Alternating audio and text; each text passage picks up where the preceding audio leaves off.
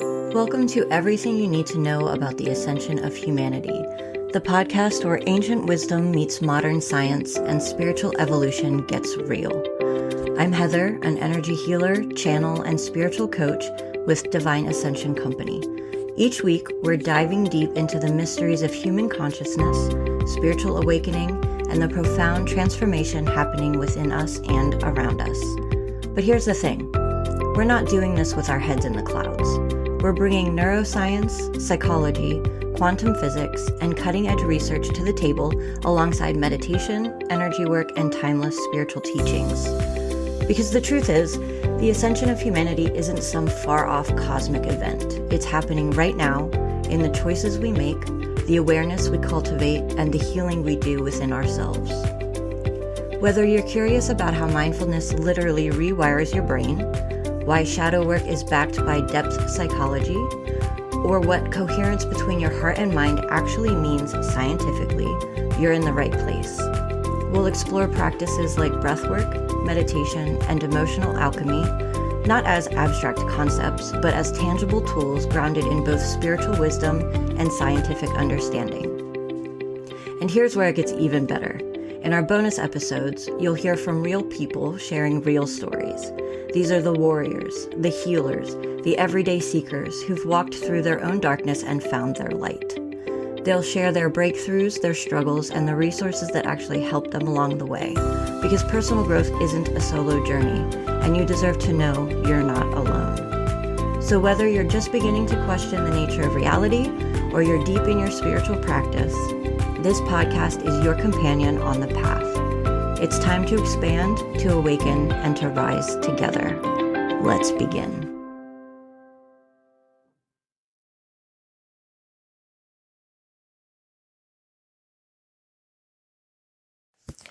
Today's guest survived a depression so severe it brought her to the edge of ending her life, and came out the other side having built an entire framework for understanding why any of it happened in the first place. Ketty is a former professional dancer, trauma-based therapist, and NLP practitioner who spent 3 years on a healing journey that took her from Spain to Egypt to her family's home island in the Caribbean, healing generational trauma she didn't even know she was carrying until she went looking. Out of that journey, she built Methode for Life and the M.I.R.R.O.R framework, a system for understanding the body, the mind, and the soul together instead of separately. Ketty and I get into something I think a lot of empaths need to hear directly. The uncomfortable truth that the narcissists you keep attracting aren't just happening to you. We talk about the actual stages people move through on the way from victim to wholeness to oneness.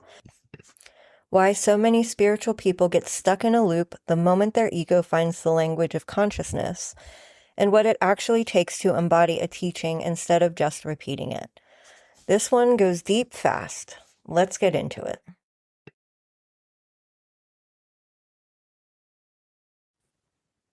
Hey guys, welcome back to another episode. Today we have a very special guest. Her name is Ketty, and I'm really excited to share her story with you guys and, hear more about her. How are you doing today? Yeah, I'm great. Thank you. I'm really happy to be here and to be able to share my story with you. Yes, I'm excited about this. So thank you so much for being here. Why don't you get us started and tell us a little bit more about who you are and what you do? So, who I am. My name is Ketty Lollia, and I am creating now a school. The name of the school is Methode for Life. And what I do is, in fact, I have been a life coach, an NLP therapist, a trauma-based therapist.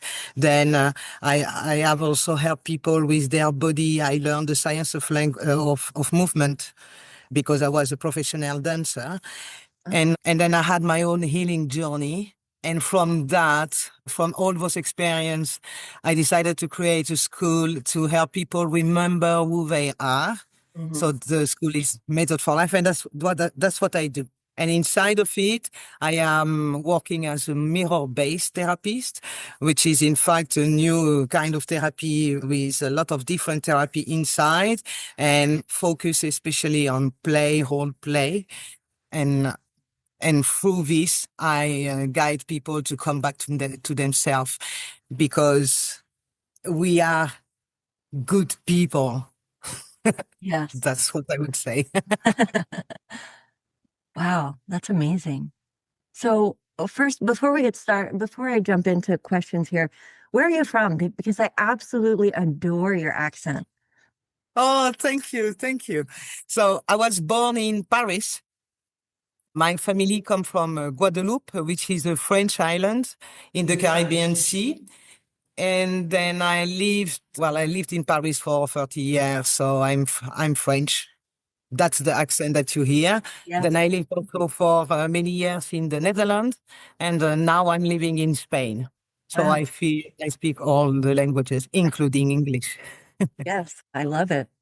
So tell me a little bit more about how you got started with what you do, because you mentioned being a dancer and your own healing journey. So how did you get started with, helping people with their bodies and their own healing process? Well, I would say that maybe it began even before I was aware of it. It was when I was a dancer, for example, I was in a company, professional company, and they would show us some movements and then we had to do them. But, when you are at a professional level, it's just like, this is what you need to do. And then you just need to learn it. They don't explain you how to do it with the body. So for me, it was already, well, if one day I want to bring something to someone else, will have to be able to explain him or her how it works. Right. Because otherwise you just stay a little bit lost and you can hurt yourself, which I did. Ah, yes. Yes. That's how it began, I would say. And then I was a professional dancer. From there, I became a dance teacher and then a choreographer. Then I created an association for the youth in difficult places in Paris and outside of Paris, especially. And that I did it for 10 years. So it was giving dance lesson, sing lesson, write lessons to the youth and telling them you have a purpose in life and just go inside and find who you are. And it doesn't matter what the people say about you. You just need to trust yourself. That's amazing.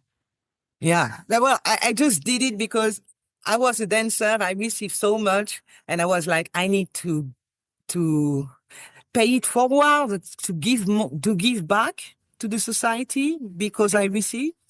So it was really at that moment, I have something like, I really need to give back. Yeah. Yeah. So then I moved to the Netherlands. I was a mother and there I lost myself, I would say. So I was living from my passion, which was dancing, which was transmitting. And then when I moved there, I lost all that. And I didn't realize at that moment that I would lose something. It's only when you are in life and you experience life and you continue and the years continues, then you notice something and you don't know what it is. And that's my healing journey who brought me back, I would say. But at that moment, well, I had good years and I had bad years, I would say. And just after COVID, I was hit with a depression. Mhm. So yeah, just before the depression, I was a life coach and an NLP therapist, helping people coming back from burnout, depression. And then when the depression hit me, I was like, oh, wow. I can't say that I help people, but I still can't fall into that.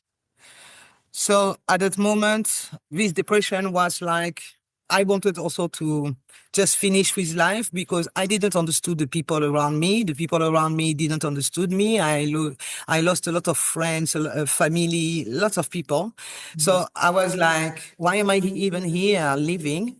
And finally, I was helped by a team, and the team told me, you can do it. We can help you do it, or you can decide you don't want to do it anymore. But if you choose to do it, then we are here to help you. So they helped me, I would say, for 7, 8 months, really intensive. And then at the end of that time, when I came back, I I believed in God because my family believes in God. So it was just in my life, and I never doubted it. But then at that moment, I asked him, "Why do you keep me here? If I have to continue, then you need to explain me why I am here and use me for whatever you want me to do, because I don't understand why I am here." Right. So, and that's when my healing journey began. Yeah. It's amazing how asking just that one question, because I hear this a lot, using different words, but the same concept, like, why am I here? What is my purpose? Like, I know that there's something greater than just, depression or, these life experiences that we go through, especially the ones that kind of tear us down a little bit. So just asking that simple question, like, show me what I'm here for. What am I supposed to be doing with my life? Really Yeah, opens doorways for these opportunities to figure that out. yeah, exactly. Yeah. Ex- Wow. yeah. So, but well, when my healing journey began, I can tell you that asking such a question, you don't realize, in fact, that what you are manifesting is the answer. Hmm. So, and to come to the answer, you need to fall down really hard. So it means that even through my depression, all the moments of my healing journey were, yeah, really hard. And Yeah. I was really happy at that time, I would say, that I already had my depression, because I would have fallen back maybe, because Yeah. it's really hard.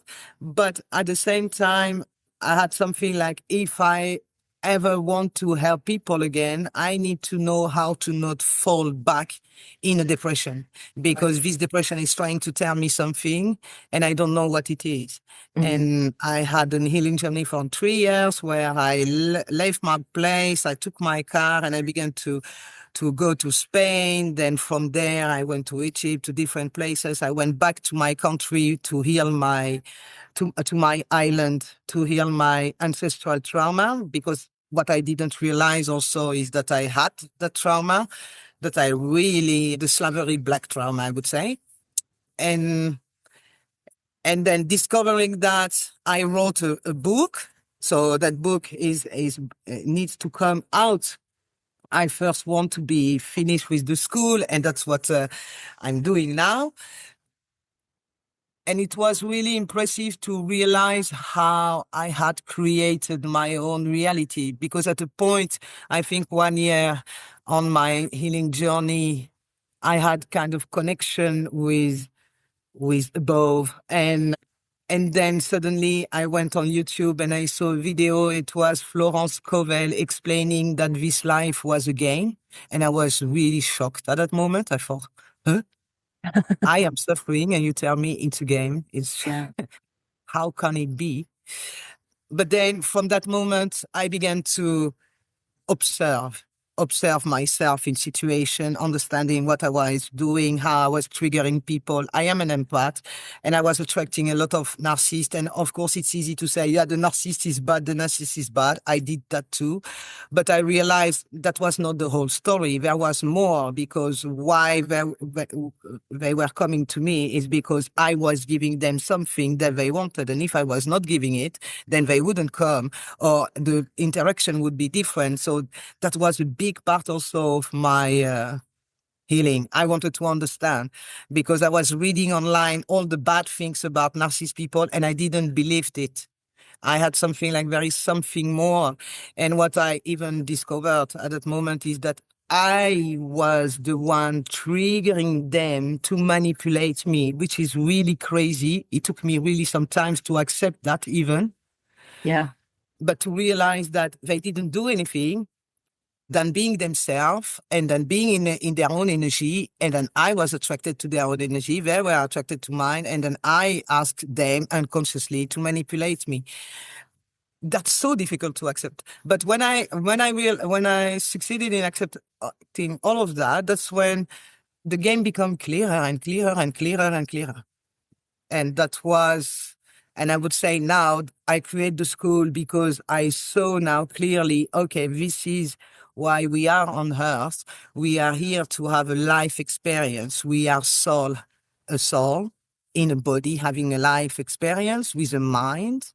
The mind has been programmed so we are able to play the game unconsciously. And the more we come back to consciousness through awareness, the more we are able to see that we are, in fact, creating the world that we live in, the traumas that we experience, the bad situation that we think that shouldn't happen, the bad people that say bad things, that we create all of that. That's crazy.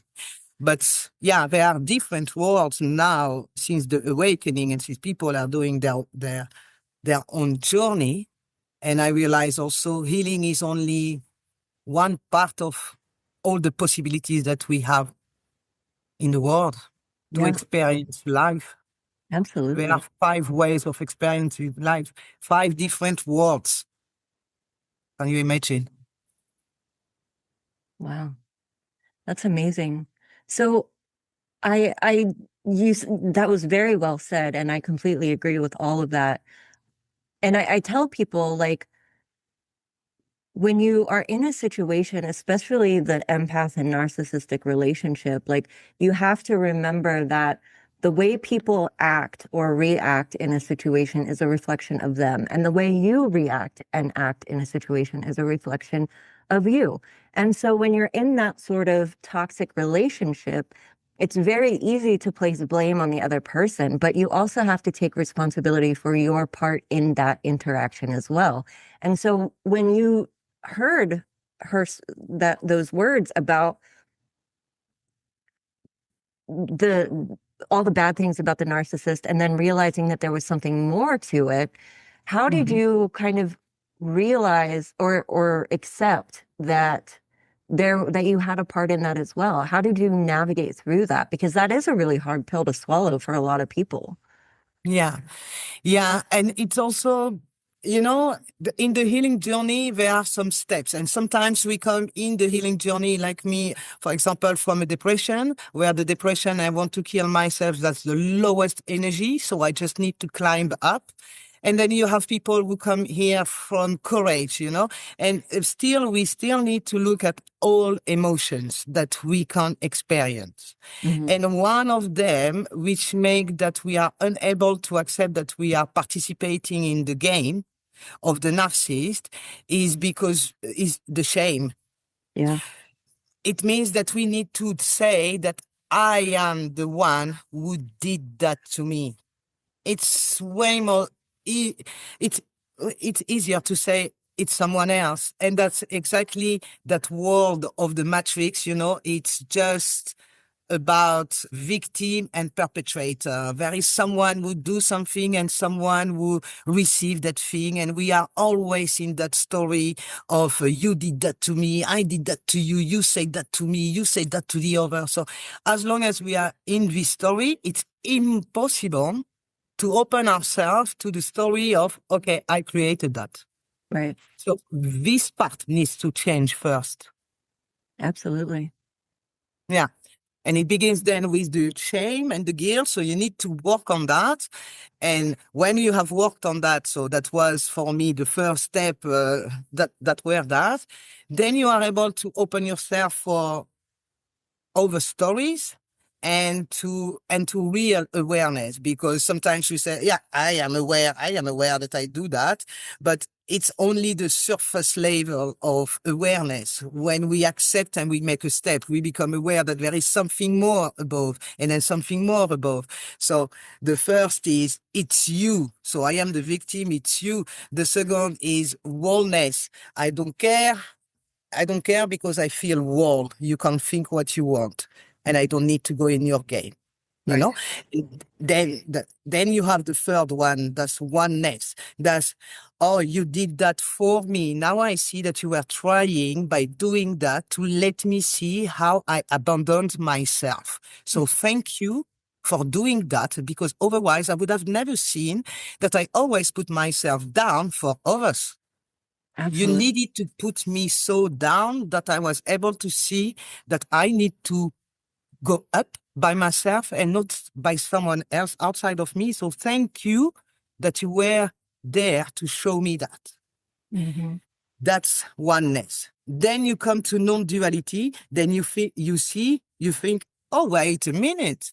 I, consciousness or God or universe, I created this avatar, Ketty, and I created the other avatar, narcissist, to trigger her so that she's able to see what she's doing. So then she can change that. And when she's changed that, she still has the powers, the superpower of the empath, because she went through it. So this superpower is super strong. And what is the superpower of an empath? Is reading energy. Mm-hmm. So as long as I believe in victim mentality, I am not able to come by this superpower because I feel you and I feel me, and I'm not aware that your energy is also in me. Right. So I move through this energy. When I able to put the oneness, then I'm able to see your energy is yours, mine is mine. Okay, but I still feel yours.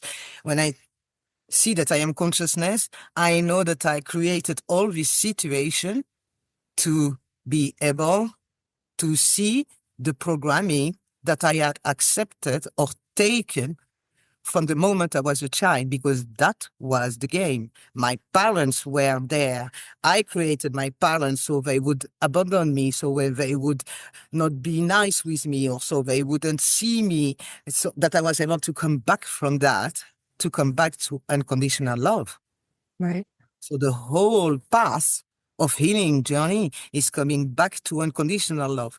But unconditional love happens only when you love yourself.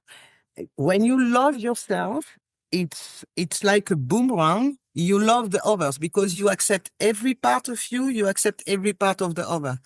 But when you are consciousness, you know that you are the other too.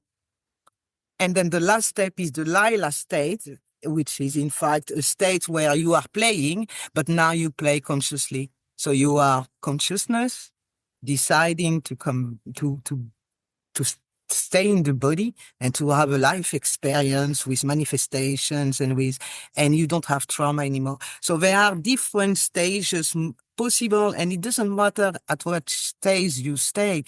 It just matters that you are able to enjoy it completely where you are. Yeah. Wow. That was very well said.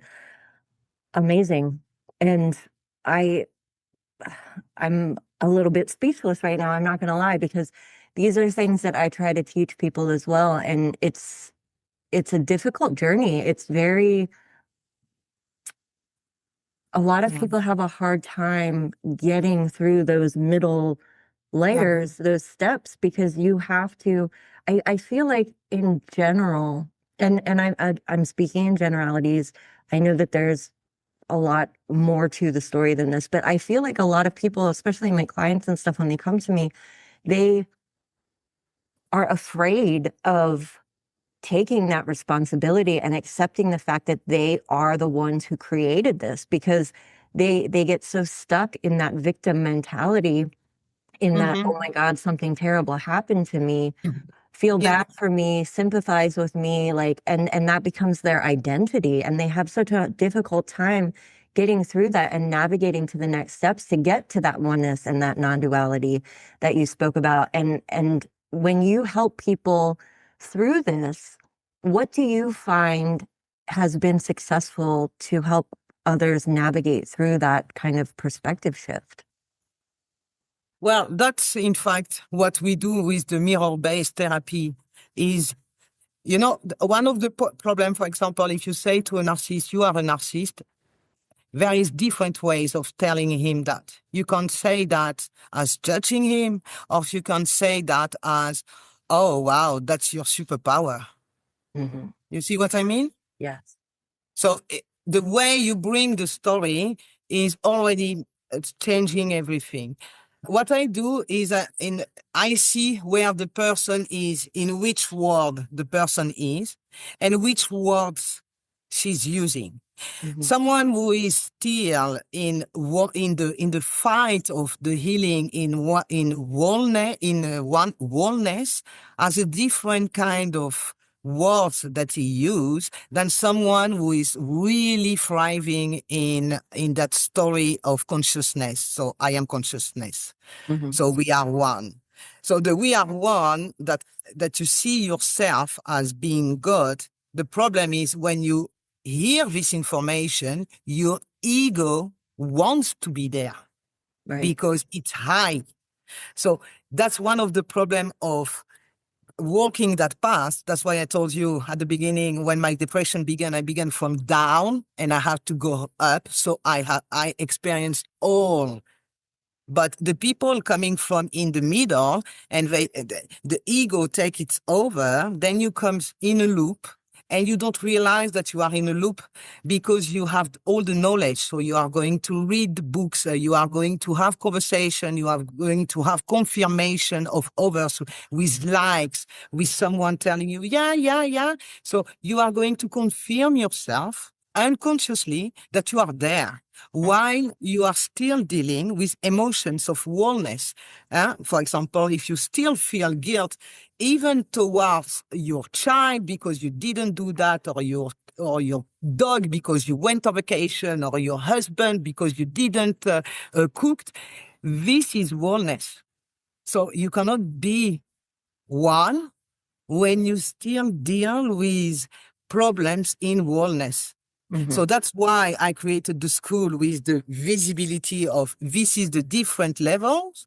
And if you are speaking about the level of oneness, so you are me and I am you, it becomes difficult for you to evolve there because you miss some element of the oneness. So you are going to stay stuck in a loop and you are not going to see yourself. Whatever the people tell you, Right. you will have to fall on your face first to see it again. When you know, and that's what with the M.I.R.R.O.R based therapy we do, is we tell you what we see. This is the world that you are because you are still dealing with this, and that. This is the word that you speak about, but you are not able to embody it because it came too early in comparison to your nervous system. Your nervous system needs to be calibrated on that level. If you are in oneness and you still are triggered by someone in oneness, you cannot stay there. Right. So that's the problem of what is happening now, is that we have a lot of apples to offer to the people to help them. But the problem is a lot of people don't dare to be honest, because that's one of the problems. You need to be honest, but not really honest only to the other, but also to yourself. If you attract the other in your field, it's because you also have something to see about yourself. The more you do that, the more the people are just going to watch and learn. But we want to learn to the people to do, instead of telling them, this is what I do. This is how it feels. This is my experience.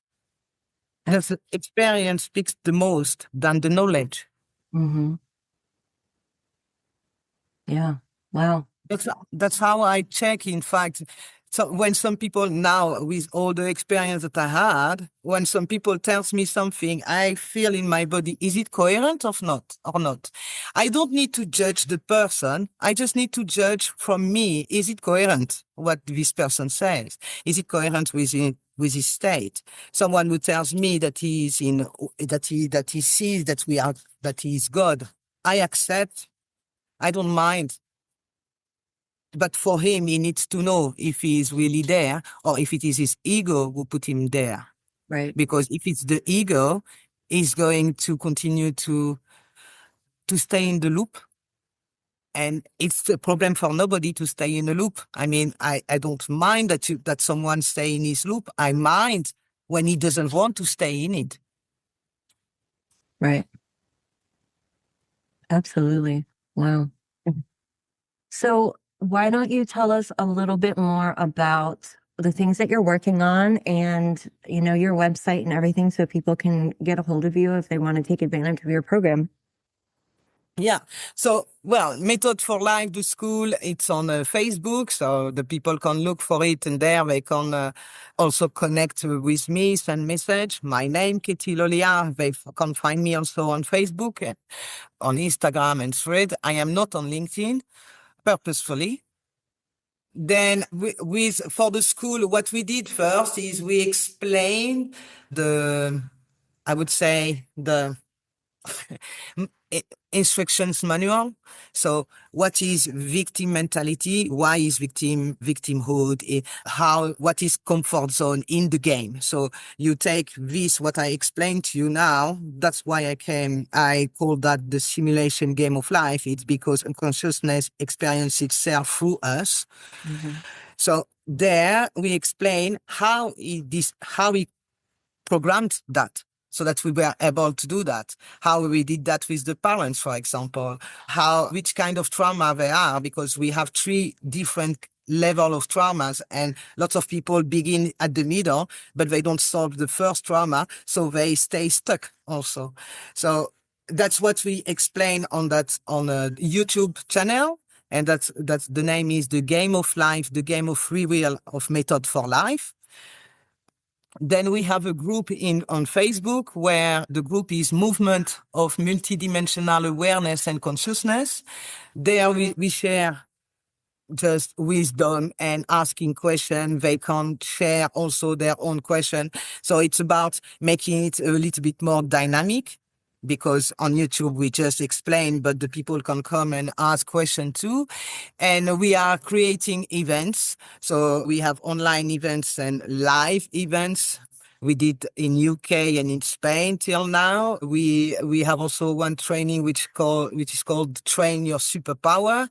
And it's about, just like I said, for example, the empath has a superpower, but as long as the traumas are above, he is not able to see and feel that what is and what is the other. So train the intuition in that training, because the intuition, we believe that it is the gut feeling, but the gut feeling is connected to the brain. The brain is the mind is the ego. So that's not the intuition and the soul. That's just a pattern recognition, which is in the nervous system. So we also explain that in the training. And we have events also where we invite people, Q&A, where you can come and ask your question if you deal with that. We have also a membership. So it depends on what you want to do with us. Then you can take the membership, one of the 3. And we have a lot of guides also available with workbooks. So depending on the level where you are, where you think that you are, we have quiz that you can fill in, and then you can make the test, and about where you are. And then from where you are, we ask you question about before to see what is integrated and what is not, because what is not, you need to solve it to continue. So we have that also to help the people to make the steps. And that is all about, in fact, opening the school and saying to the people, yeah, if you want to remember who you are, come to us. We show you the map. And then you can just continue. And we have a team of people that can help you continue. Awesome. But we want you to do the step. Mm. We cannot do it for you because the answers are within you. Right. Awesome. Well, I'll make sure all the links and everything that you'd like to share get put in the description, so people will be able to find you. And I personally would love to join your Facebook group. I might take advantage of some of those links myself.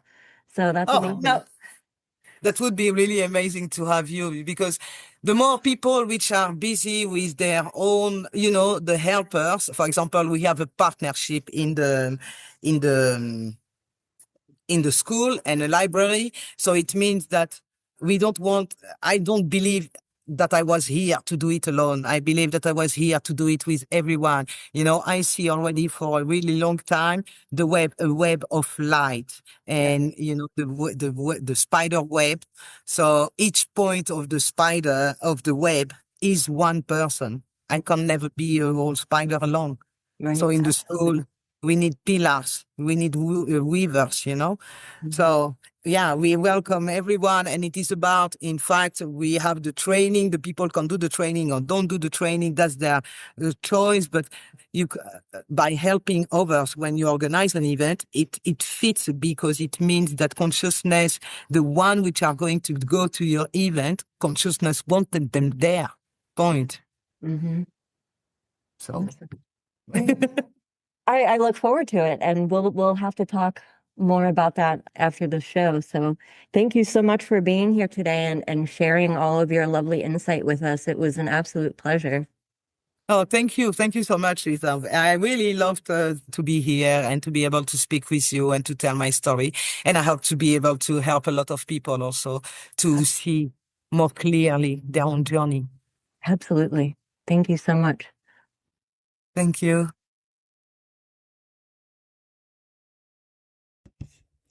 If you're ready to stop surviving the ascension and start actually moving through it with a map, the Self-Spirit method was built for exactly where you are. And if you want a little taste of what that might look like, my book, Becoming Divine, is now available. It's the foundation, the framework, and the permission slip all in one place. Find the program and the link to purchase the book at divineascensionco.com. You were never meant to figure this out alone. I'm here. Let's do this together.